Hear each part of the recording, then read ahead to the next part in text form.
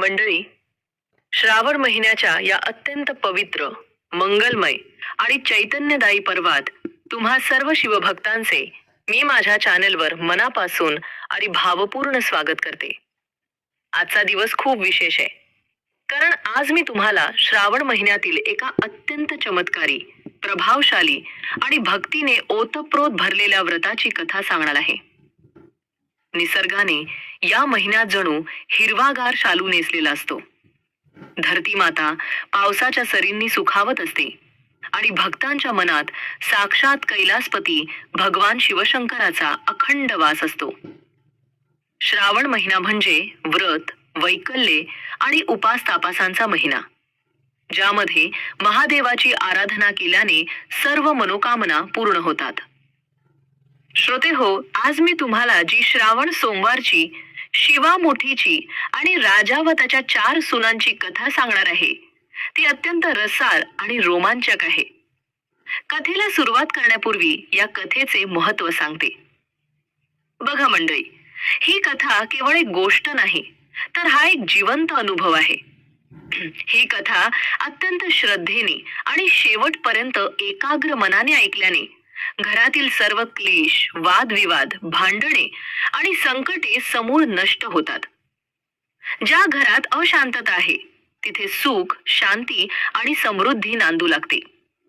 दुरावलेली आणि नावडती झालेली माणसे पुन्हा जवळ येतात आणि आवडती होतात. त्यामुळे माझी तुम्हाला हात जोडून नम्र विनंती आहे की ही कथा मध्येच अजिबात सोडू नका. आपले काम करता करता डोळे मिटून अगदी भक्ती भावाने ही कथा शेवटपर्यंत नक्की ऐका, जेणेकरून महादेवाची असीम कृपा आणि आशीर्वाद तुम्हाला प्राप्त होईल. मंडळी, खूप खूप वर्षांपूर्वीची, म्हणजेच प्राचीन काळातील ही गोष्ट आहे. एका अतिशय विस्तीर्ण आणि निसर्गरम्य प्रदेशात आटपाट नावाचे एक सुंदर नगर होते. हे नगर म्हणजे जणू पृथ्वीवरचा स्वर्गच होता. या नगरात सगळीकडे आनंदी आनंद होता. व्यापार उदीम भरभराटीला आला होता. या आटपाट नगराचा राजा अतिशय शूर, पराक्रमी, न्यायप्रिय आणि आपल्या प्रजेची पोटच्या मुलासारखी काळजी घेणारा असा होता. त्याच्या राज्यात प्रजा अत्यंत सुखी आणि समाधानी होती. राजाच्या महालात संपत्तीला आणि वैभवाला कसलीच कमी नव्हती. हत्ती, घोडे, दासदासी यांचा मोठा लवाजमा राजाच्या सेवेत तत्पर असायचा. पण मंडळी, नियतीचा खेळ मोठा विचित्र असतो. राजा राजवाड्यात सर्वांना न्याय देत असला तरी स्वतःच्या घरात मात्र त्याला एक मोठी समस्या भेडसावत होती. या राजाला एकूण 4 सुना होत्या. 4ही सुना दिसायला अतिशय सुंदर, राजस आणि देखण्या होत्या. राजवाडा खूप मोठा होता. कुटुंबाचा विस्तारही मोठा होता आणि राजवाड्यातील कामेही खूप असायची. घरात कोणत्याही प्रकारची अव्यवस्था होऊ नये आणि सर्व कामे शिस्तीत चालावीत, या उत्तम विचाराने राजाने एके दिवशी आपल्या 4ही सुनांना दरबारात बोलावून घेतले आणि त्यांना राजवाड्यातील सर्व कामांची समान वाटणी करून दिली. राजाने आपल्या सर्वात मोठ्या सुनेला, म्हणजेच पहिलीला, दूध दुभत्याचे काम सांगितले. राजवाड्यात अनेक गायी, म्हशी, शेळ्या होत्या. त्यांचा एक मोठा गोठा होता. त्यांचे दूध काढणे, ते तापवणे, विरजण लावणे, दही, लोणी, ताक आणि तूप करणे, हे सर्व काम तिच्याकडे आले. दुसरी सून होती. तिला राजाने स्वयंपाकाचे अत्यंत महत्वाचे काम दिले. राजवाड्याचे स्वयंपाकघर म्हणजे एखाद्या मोठ्या अंधछत्रासारखेच असायचे. तिथे रोज नवनवीन पक्वान्ने, मिष्टान्ने बनवणे, राजाला आणि कुटुंबातील सर्व सदस्यांना प्रेमाने जेवू घालणे, ही तिची जबाबदारी होती. तिसऱ्या सुनेवर राजाने घरातील सर्व मुलाबाळांना सांभाळण्याची जबाबदारी सोपवली. राजवाड्यातील लहान मुलांचे संगोपन करणे, त्यांना वेळेवर खाऊ घालणे, न्हाऊमाखू घालणे, त्यांना खेळवणे, त्यांच्यावर चांगले संस्कार करणे, हे काम तिला दिले गेले. आणि श्रोते हो, चौथी, जी सर्वात धाकटी सून होती, ती स्वभावाने अतिशय साधी, भोळी, गरीब आणि निमूटपणे काम करणारी होती. राजाने तिला स्वतःची, म्हणजेच साऱ्या राज्याची धुरा सांभाळणाऱ्या सासऱ्याची वैयक्तिक सेवा करण्याचे काम दिले. राजाच्या स्नानाची तयारी करणे, त्याची वस्त्रे काढून ठेवणे, राजाच्या भोजनाची आणि आरामाची काळजी घेणे हे तिचे काम होते. सुरुवातीला काही काळ सर्व काही अतिशय सुरळीत आणि शांततेत चालले होते. चारही सुना आपापली नेमून दिलेली कामे निमूटपणे आणि प्रामाणिकपणे करत होत्या. राजवाड्यात हसत खेळत वातावरण होते. पण मंडळी, माणसाचा स्वभावच असा असतो की जिथे चार भांडी असतात तिथे ती कधीतरी वाजतातच. हळूहळू या सुनांच्या मनात एकमेकींबद्दल ईर्ष्या, मत्सर आणि असूया निर्माण होऊ लागली. कामाच्या वाटणीवरून या बायका बायकांमध्ये रोज कडाक्याची भांडणे सुरू झाली. पहिली सून अत्यंत ताठ्यात आणि रागाने म्हणू लागली, मीच का म्हणून नेहमी हे दूध दुभत्याचे काम करावे? गाई म्हशींच्या गोठ्यातल्या त्या वासात आणि शेणात मीच का राहायचे? दुसऱ्या एखाद्या सुनेने हे काम का करू नये? मी का या घरची मोलकरीण आहे का? तिच्या या बोलण्यावर दुसरी सूनही फडकाऱ्याने आणि कंबरेवर हात ठेवून म्हणाली, आणि मी तरी का म्हणून रात्रंदिवस या चुली पुढे बसून धूर खाऊ? मीच का स्वयंपाकीन बाई बनावे? हिनच का फक्त राजाची सेवा करावी आणि आम्ही का करू नये? तिसरी सूनही कुठे मागे राहणार होती.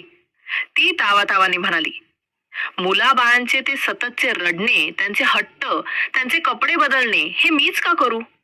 मीच का मुलाबाळांचं करावंसं? दूध दुभत्याचं काम मी का करू नये? मी काही सगळ्यांची दाई म्हणून आलेली नाही. अशी त्या चौघींची आपापसात रोज भयंकर भांडणे होऊ लागली. कोणी कोणाचे ऐकायला तयार नव्हते. रोजच्या या कटकटीमुळे, टोमणे मारण्यामुळे आणि आरडाओरड्यामुळे राजवाड्याचे स्वास्थ्य पूर्णपणे बिघडून गेले. राजाच्या कानावर जेव्हा हे रोजचे वाद आणि भांडणे जाऊ लागली तेव्हा त्याला खूप संताप आला. राजा तसा तापट स्वभावाचा होता. त्याने विचार केला की राज्याच्या कारभारात आधीच अनेक ताणतणाव असतात आणि त्यात घरात आल्यावर या बायकांच्या कटकटी ऐकाव्या लागतात. या भांडणांवर काहीतरी कायमचा उपाय शोधलाच पाहिजे असा त्याने पक्का निश्चय केला. पण श्रोते हो, रागाच्या भरात माणसाची बुद्धी काम करत नाही. राजाने या वादात एक मोठा आणि अत्यंत चुकीचा निर्णय घेतला. तो एकांगी विचार करू लागला. राजाने काय केले तर पहिल्या 3 सुनांना त्याने आपल्या बाजूला वळवून घेतले. त्यांना गोड बोलून त्यांची बाजू घेऊन त्याने त्यांना आपलेसे केले. पण चौथी, जी सर्वात लहान सून होती, जी खऱ्या अर्थाने गरीब आणि शांत होती, जिला भांडणाची अजिबात आवड नव्हती, तिला मात्र राजाने विनाकारण दोषी ठरवले आणि कायमचे नावडते करून टाकले. राजाच्या या अत्यंत पक्षपाती वागण्यामुळे त्या 3 सुना राजाच्या लाडक्या आणि आवडत्या झाल्या आणि बिचारी चौथी सून मात्र कुटुंबात कायमची नावडती झाली. मंडळी, राजा त्या 3 आवडत्या सुनांचा खूप चांगल्या प्रकारे प्रतिपाळ करू लागला. त्यांना राहायला अत्यंत सुंदर, हवेशीर आणि नक्षीकाम केलेले महाल दिले गेले. त्यांना नेसायला नवनवीन उंची, रेशमी आणि भरजरी कपडे, तसेच गळ्यात घालायला मोत्यांचे आणि सोन्याचे दागिने मिळू लागले. त्यांना जेवायला रोज पंचपक्वान्ने, गोडधोड पदार्थ ताटात वाढले जाऊ लागले. त्या 3घी जणी राजवाड्यात एखाद्या राणीसारख्याच मिरवू लागल्या. पण बिचाऱ्या त्या चौथ्या नावडत्या सुनेच्या वाट्याला मात्र नशिबाने खूप मोठे दुःख आणि अपमान वाढून ठेवला होता. राजाने रागाच्या भरात तिला राजवाड्यातून अक्षरशः बाहेर काढले. तिला राहायला राजाने चक्क गुरांचे बेड म्हणजेच गाई म्हशींचा गोठा दिला. जिथे राजवाड्यातील जनावरे बांधली जायची तिथे एका अंधाऱ्या कोपऱ्यात तिला राहावे लागू लागले. राजाने तिला गुराख्याचे काम कायमचे लावून दिले. रात्रंदिवस गाई म्हशींचे शेण काढणे, गोठा स्वच्छ करणे, गुरांना चारा पाणी टाकणे आणि उन्हा पावसात त्यांना जंगलात चालण्यासाठी घेऊन जाणे हेच तिचे आता जीवन बनले. इतकेच नाही श्रोते हो, तर तिला जेवायला राजवाड्यात उरलेले शिळे आणि इतरांनी खाऊन टाकलेले उष्टे खरगटे अन्न दिले जायचे. नेसायला तिला अत्यंत जाडे भरडे, साधे आणि फाटके कपडे दिले जायचे. थंडी असो, कडक ऊन असो वा मुसळधार पाऊस, कशाचीही तमा न बाळगता ती बिचारी नावडती सून गोठ्यात एका कोपऱ्यात पडून राहायची. तिच्या डोळ्यातून रोज अश्रूंच्या धारा व्हायच्या. ती मनातल्या मनात विचार करायची, माझा काय बरं दोष होता? मी तर कोणाशी कधी मोठे भांडणही केले नव्हते. मी तर निमूटपणे सासऱ्यांची सेवा करत होते. मग माझ्या वाट्याला हे असे भयानक दुःख का आले? असा विचार करून ती ढसाढसा रडायची. पण मंडळी, ती अतिशय सत्वशील, धर्मपरायण आणि देवावर नितांत श्रद्धा असणारी अशी पतिव्रता स्त्री होती. तिने आपला हा घोर अपमान निमूटपणे आणि शांतपणे सहन केला. ती कोणालाही कधीच उलटून बोलली नाही किंवा तिने कोणाला शापही दिला नाही. फक्त मनातल्या मनात ती नेहमी भगवान शिवशंकराचा, त्या भोळ्या सांबाचा धावा करत असे. हे देवा, हे महादेवा, हे गौरी शंकरा, आता तूच माझा पाठीराखा आहेस. या जगात माझे कोणीही नाही, फक्त तुझाच मला आधार आहे, असे म्हणत ती आपले ते गुराख्याचे कष्टाचे काम अत्यंत प्रामाणिकपणे करत राहिली. असेच दुःख आणि कष्ट सहन करत बघता बघता काही महिने उलटून गेले. निसर्गाचे चक्र फिरले. ग्रीष्माचा कडक उन्हाळा संपला आणि सृष्टीला चैतन्य देणारा, नवनिर्माणाचा संदेश देणारा आणि भगवान शिवाचा अतिशय लाडका असा श्रावण महिना सुरू झाला. आकाशात काळेभोर ढग दाटून आले. रिमझिम पाऊस पडू लागला. सगळीकडे हिरवळ दाटली आणि सृष्टी जणू आनंदाने नाचू लागली. अशा या पवित्र श्रावण महिन्यातील पहिला सोमवार उजाडला. नेहमीप्रमाणे ही नावडती सून पहाटे लवकर उठली. तिने गोठ्याची साफसफाई केली, शेर काढले आणि राजाच्या सर्व गाई म्हशींना एकत्र करून ती त्यांना घेऊन जंगलात, रानात चारण्यासाठी गेली. जंगलात सर्व गुरे एका बाजूला शांतपणे चरत होती आणि ही नावडती सून एका मोठ्या वडाच्या झाडाखाली बसून डोळे मिटून आपल्या महादेवाची आठवण काढत होती, त्याचे स्मरण करत होती. तेवढ्यात तिला रानाच्या वाटेवर एक अद्भुत दृश्य दिसले. तिला दोन अत्यंत सुंदर, तेजस्वी आणि अलौकिक अशा स्त्रिया त्या घनदाट रानातून जाताना दिसल्या. त्यांच्या चेहऱ्यावर एक विलक्षण, न पाहवणारे असे ईश्वरी तेज होते. त्यांनी अतिशय सुंदर, दिव्य वस्त्रे आणि रत्नांचे दागिने परिधान केले होते. त्यांच्या पावलांच्या आवाजाने जणू रानात संगीताची धून वाजत होती. नावडती सून त्यांच्याकडे अक्षरशः भान हरपून पाहतच राहिली. तिला खूप आश्चर्य वाटले की या अशा भयानक आणि घनदाट रानात या अशा राजस आणि दैवी स्त्रिया कोण आहेत आणि त्या या अशा निर्जन वाटेने कुठे जात आहेत. तिच्या मनातील कुतूहल जागे झाले. ती त्यांच्याजवळ गेली आणि अत्यंत नम्रपणे दोन्ही हात जोडून तिने त्यांना विचारले, बाई बाई, कुठे जाता? तुम्ही कोण आहात? त्या दोघींपैकी एकीने अतिशय गोड आणि आश्वासक हसून उत्तर दिले, बाई, आम्ही नागकन्या आणि देवकन्या आहोत. आज श्रावण महिन्यातील पहिला सोमवार आहे, म्हणून आम्ही भगवान महादेवाची पूजा करण्यासाठी त्यांच्या देवळी जातो. तिथे आम्ही महादेवाला शिवामूठ वाहतो. शिवामूठ हा शब्द नावडती सुनेसाठी पूर्णपणे नवीन होता. तिने कधीच या व्रताबद्दल ऐकले नव्हते. तिने अत्यंत कुतूहलाने आणि उत्सुकतेने विचारले, बायांनो, शिवामूठ वाहणे म्हणजे काय? आणि हे शिवामूठ वाहिल्याने म्हणजे यानं काय होतं? मला कृपा करून सांगाल का? नागकन्येने तिची ती भोळी भाबडी पण भक्तीने भरलेली विचारणा ऐकून तिला अतिशय प्रेमाने समजावून सांगायला सुरुवात केली. ती म्हणाली, अगं वेडे, श्रावण सोमवारी शिवामूठ वाहिल्याने खूप मोठे पुण्य मिळते. जे कोणी हे व्रत मनोभावे आणि निस्सीम श्रद्धेने करते त्याच्या भ्रताराची म्हणजेच पतीची भक्ती आणि आयुष्य वाढते. मनातील इच्छित कार्य सिद्धीस जाते, म्हणजे सर्व मनोकामना पूर्ण होतात.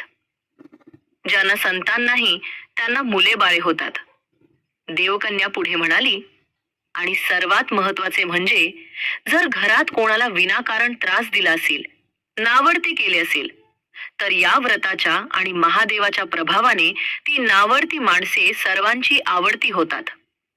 घरातील सासू सासरे, दीर भावजे आणि वडील मनुष्यांपासून सुखप्राप्ती होते.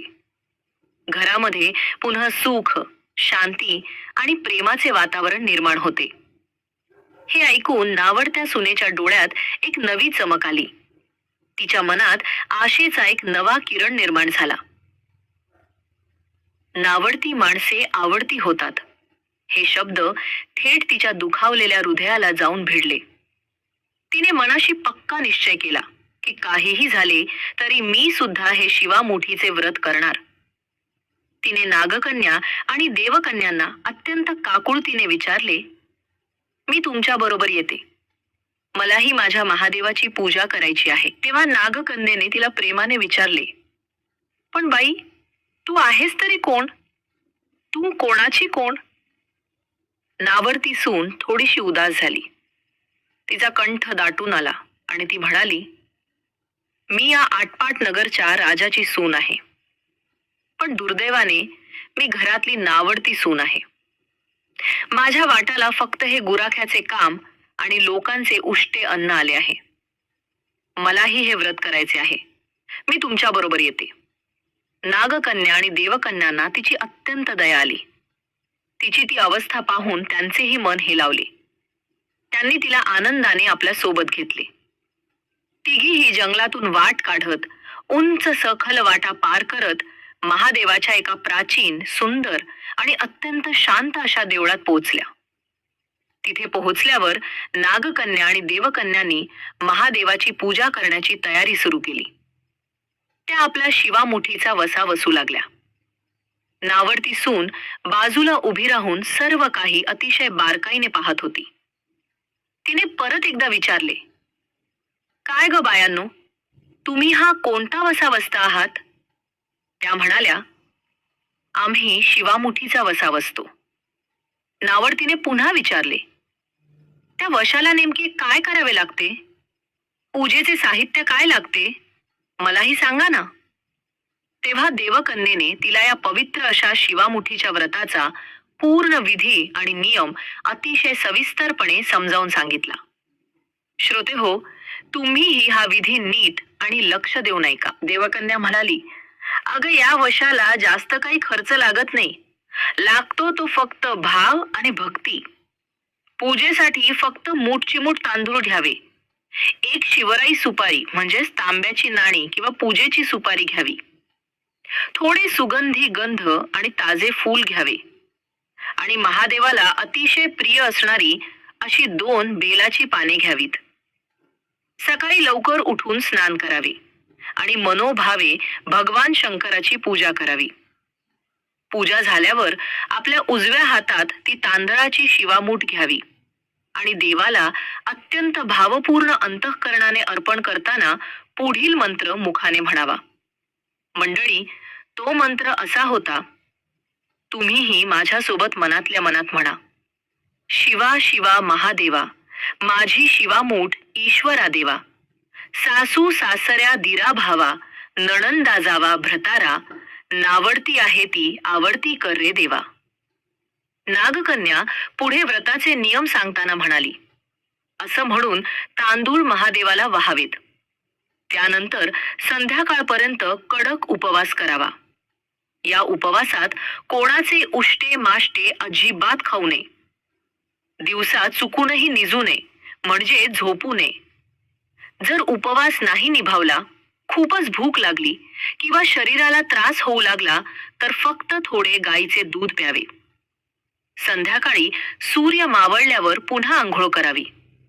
महादेवाला बेल वहावा आणि मग मुकाट्यानं म्हणजेच कोणाशीही न बोलता मौन पाळून आपले जेवण करावे. देवकन्येने तिला आणखीन एक अत्यंत महत्वाची गोष्ट सांगितली. बाई, हा शिवामुठीचा वसा सलग 5 वर्ष करावा लागतो. श्रावणातील प्रत्येक सोमवारी वेगवेगळे धान्य शिवामूठ म्हणून महादेवाला वहावे लागते. पहिल्या सोमवारी तांदूळ, दुसऱ्या सोमवारी तीळ, तिसऱ्या सोमवारी मूग, चौथ्या सोमवारी जव आणि जर एखाद्या वर्षी श्रावणात 5वा सोमवार आलाच तर त्या दिवशी सातूची, भाजलेले हरभरे किंवा यव शिवामूठ महादेवाला अर्पण करावी. नावर्तीला हे सर्व विधी ऐकून खूप आनंद झाला, पण लगेचच तिचा चेहरा पडला. ती चिंताग्रस्त झाली. ती रडतच म्हणाली, बायांनो, तुम्ही मला सर्व काही सांगितले, पण मी तर एक गरीब नावर्ती सून आहे. माझ्याकडे ना तांदूळ आहेत, ना गंध, ना सुपारी. मी घरातून हे सर्व कसे आणू? मी ही पूजा कशी करू शकणार? तिची ही अडचण पाहून नागकन्या आणि देवकन्या गोड हसल्या. त्या म्हणाल्या, तू अजिबात काळजी करू नकोस. आज पहिला सोमवार आहे ना. आज आम्ही तुला पूजेचे हे सगळे साहित्य देतो. तू आजची तुझी पहिली पूजा आमच्या साहित्याने कर. पण पुढच्या दुसऱ्या सोमवारी मात्र तू तुझ्या घरून हे साहित्य घेऊन ये. नावर्तीने डोळ्यात पाणी आणून आनंदाने होकार दिला. पहिल्या सोमवारी नागकन्या आणि देवकन्येने तिला तांदूळ, सुपारी, गंध, फुले आणि बेल दिला. नावर्तीने अत्यंत मनोभावे डोळ्यातून वाहणाऱ्या अश्रूंसह शिवलिंगाची पूजा केली. हातात तांदूळ घेऊन ती अत्यंत आर्ततेने आणि श्रद्धेने म्हणाली, शिवा शिवा महादेवा, माझी शिवामूठ ईश्वरा देवा. सासू सासऱ्या, दिरा भावा, नणंद दाजावा भ्रतारा. नावर्ती आहे ती आवडती कर रे देवा. तिची पूजा सफल झाली. पूजा पूर्ण झाल्यावर ती रानातून गुरांना घेऊन राजवाड्यात परत आली. आज तिचा श्रावणी सोमवारचा पहिला उपास होता. रोजच्या प्रमाणे तिच्या जावा आणि नणंदांनी तिला जेवायला उष्टे, माष्टे, खरगटे अन्न एका जुन्या पानावर वाढून दिले. पण नावर्तीने आज ते उष्टे अन्न खाल्ले नाही, कारण आज तिचा उपास होता आणि व्रताच्या नियमानुसार उष्टे खायचे नव्हते. तिने ते उष्टे अन्न कुणालाही न सांगता गुपचूप एका गाईला खाऊ घातले. दिवसभर तिने मनातल्या मनात भगवान शंकराची आराधना केली. रात्री फक्त थोडेसे दूध पिऊन देवाचे नामस्मरण करत ती त्या गोठ्यातच निजून राहिली. तिच्या मनात आज एक वेगळीच शांती आणि ईश्वरी समाधान होते. असे करता करता 7 दिवस म्हणजेच एक आठवडा उलटला आणि श्रावणातील दुसरा सोमवार आला. आज नावर्ती सुनेने विचार केला की नागकन्या आणि देवकन्यांनी मला घरून साहित्य आणायला सांगितले आहे. तिने राजवाड्याच्या कोठारातून कोणालाही न सांगता अतिशय गुपचूपपणे मूठभर तीळ, एक सुपारी, थोडे गंध आणि फुले आपल्या पदरात बांधून घेतली. नेहमीप्रमाणे ती गुरांना घेऊन जंगलात आली. तिथे पुन्हा तिची नागकन्या आणि देवकन्या सोबत भेट झाली. तिघींनी मिळून महादेवाच्या देवळात जाऊन मनोभावे पूजा केली. आज दुसऱ्या सोमवारी तिळाची शिवामूठ व्हायची होती. नावर्तीने हातात तीळ घेतले आणि पुन्हा तोच मंत्र अत्यंत श्रद्धेने जपला. शिवा शिवा महादेवा, माझी शिवामूठ ईश्वरा देवा. नावर्ती आहे ती आवडती कर रे देवा. पूजा आटपून ती घरी आली. आजही तिचा कडक उपवास होता. तिने देवाला बेल वाहिला. थोडे दूध पिऊन ती गोठ्यात शांत झोपली. पण मंडळी, राजवाड्यातील लोकांना तिच्या या बदललेल्या वागण्याचा आता संशय येऊ लागला होता. ती आता पूर्वीसारखी रडत बसत नव्हती. तिच्या चेहऱ्यावर एक तेज आणि समाधान आले होते. ती जेवण का करत नाही हा प्रश्न सर्वांना पडला होता. संध्याकाळी तिचे सासरे म्हणजेच प्रत्यक्ष राजा गोठ्याकडे आला आणि त्याने रागाने आणि संशयाने सुनेला विचारले, काय ग सुने, हल्ली तू दिवसभर उपाशी का राहतेस? काय चालले तुझं हे सगळं? आणि तू कोणाची पूजा करतेस? कुठे आहे तुझा देव? नावर्ती सून अजिबात घाबरली नाही. महादेवाच्या भक्तीने तिला एक वेगळेच आणि अफाट धैर्य दिले होते. ती अत्यंत नम्रपणे हात जोडून राजाला म्हणाली, महाराज, माझा देव इथून खूप लांब आहे. तिथे जाण्याच्या वाटा अत्यंत कठीण आणि बिकट आहेत. त्या वाटेवर मोठे मोठे कांटे आणि कुटे आहेत. भयानक साप आणि हिंस्त्र वाघ आहेत. अशा त्या घनदाट आणि भयानक रानात तिथे माझा देव आहे. राजाला तिच्या या धाडसी आणि स्पष्ट बोलण्याचे नवल वाटले. तो त्यावेळी काहीच बोलला नाही आणि तिथून निघून गेला. पण त्याच्या मनात एक मोठी उत्सुकता आणि शंका नक्कीच निर्माण झाली होती. असे करता करता श्रावणाचा 3रा सोमवार जवळ आला. नावडती सून 3ऱ्या सोमवारची तयारी करू लागली.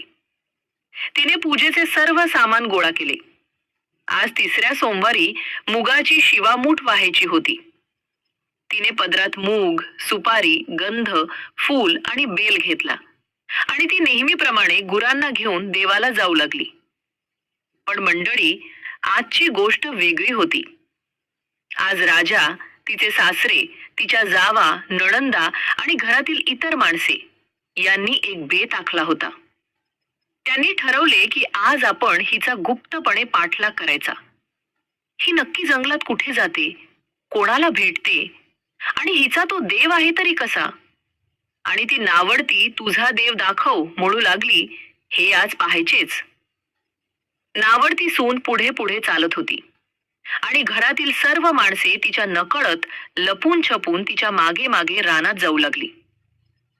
काही अंतर गेल्यावर घनदाट जंगल सुरू झाले.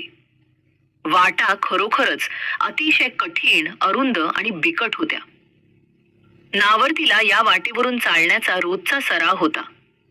शिवाय तिच्या पायात महादेवाची अढळ भक्ती होती. तिला काहीच वाटले नाही.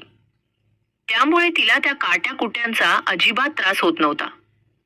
ती एखाद्या हरणीसारखी सहजपणे पुढे जात होती. पण राजवाड्यात राहणाऱ्या त्या सुकुमार आणि नाजूक माणसांची मात्र चांगलीच फजिती झाली.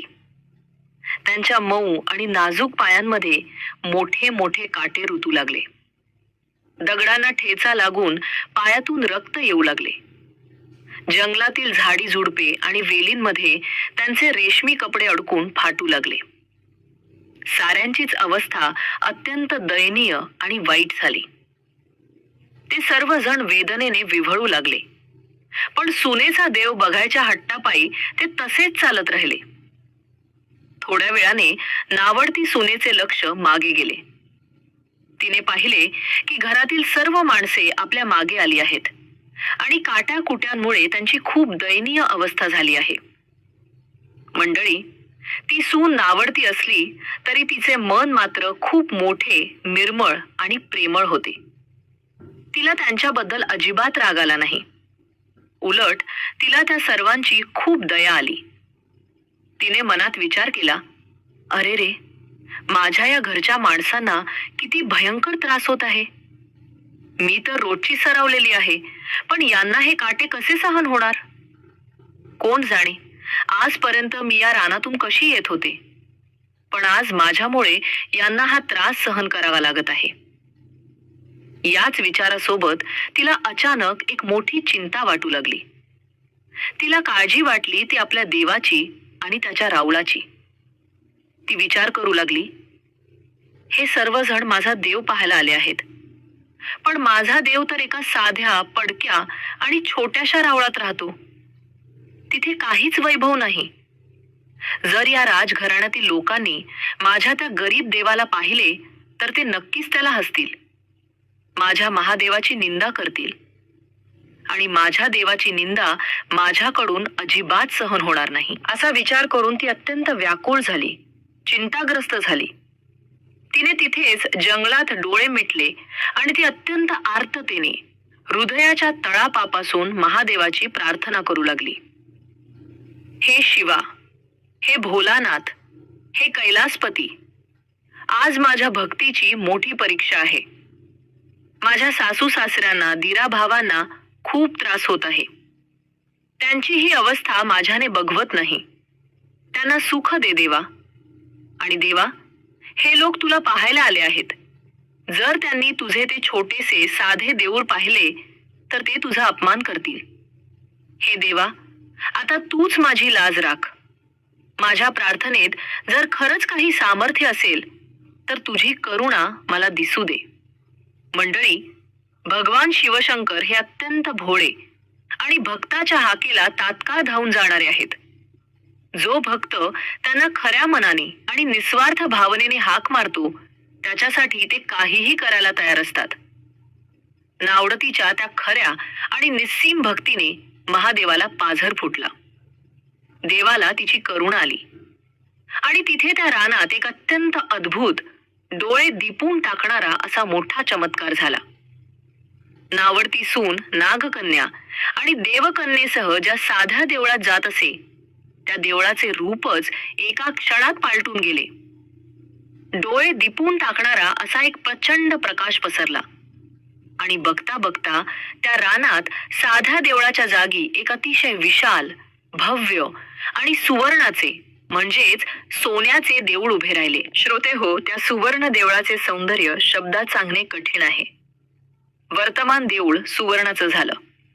त्या देवळाला रत्नजडित खांब होते, ज्यावर हिरे, माणके, पाचू चमचमत होते. देवळाच्या छताला सुंदर झुंबरे, हंड्या आणि रंगीबेरंगी ग्लासे लटकवली होती.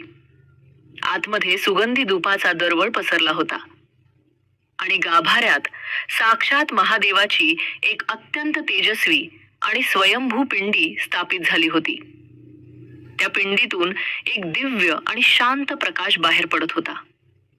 राजा आणि त्याच्या सोबत आलेली घरातील सर्व माणसे हे अफाट वैभव पाहून अक्षरशः थक्क झाली.